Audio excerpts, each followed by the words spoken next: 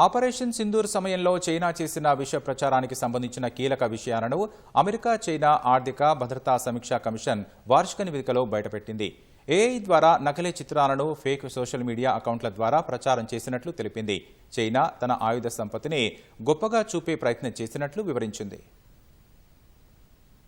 Bharat China సంబంధాలు గాడిన పడుతున్న వేళ ఒక నివేదిక విడుదల చేసిన అమెరికా అందులో సంచలన విషయాలు బయటపెట్టింది. పహల్గాం ఉగ్రదాడికి ప్రతీకారంగా వైమానిక దళం నిర్వహించిన ఆపరేషన్ సింధూర్పై చైనా విష ప్రచారం చేసినట్లు పేర్కొంది. భారత్ను లక్ష్యంగా చేసుకుని కృత్రిమ మేధ సాయంతో చైనా తప్పుడు సమాచారాన్ని వ్యాప్తి చేసిందని అమెరికా కాంగ్రెస్ నిపుణుల సంఘం ఆరోపించింది. అమెరికా చైనా ఆర్థిక భద్రతా సమీక్షా కమిషన్ వార్షిక నివేదికలో ఈ అంశాన్ని ప్రస్తావించింది.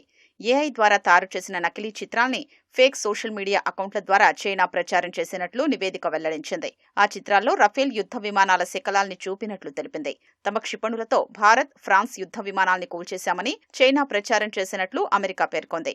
రఫేల్ విమానాలపై ప్రపంచవ్యాప్తంగా ఉన్న నమ్మకాన్ని దెబ్బతీయడమే చైనా ముఖ్య ఉద్దేశ్యమని తెలిపింది. తద్వారా J-35 యుద్ధ విమానాలకు డిమాండ్ పెంచుకోవాలని డ్రాగన్ కుయుక్తులు పన్నినట్లు యుఎస్సిసి ఆరోపించింది.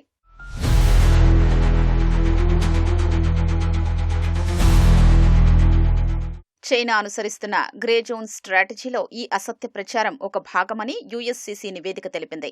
నేరుగా తలపడే పని లేకుండా భౌగోళిక రాజకీయాలపై ప్రభావం చూపేందుకే చైనా ఇలాంటి వ్యూహాల్ని రచించినట్లు పేర్కొంది. ఆపరేషన్ సింధూర్ విజయం భారత సైనిక సామర్థ్యాన్ని పెంచిన నేపథ్యంలో చైనా తప్పుడు వార్తల ప్రచారం ద్వారా డిజిటల్ దాడికి దిగిందని నివేదిక పేర్కొంది.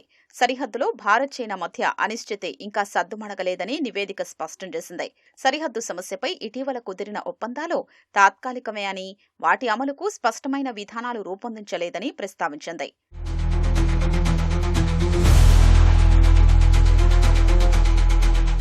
దలైలామా వారసుడి ఎంపిక కూడా భారత్ చైనా సంబంధాల్లో ఉద్రిక్తతల్ని పెంచే ప్రమాదముందని యుఎస్సిసి నివేదిక పేర్కొంది.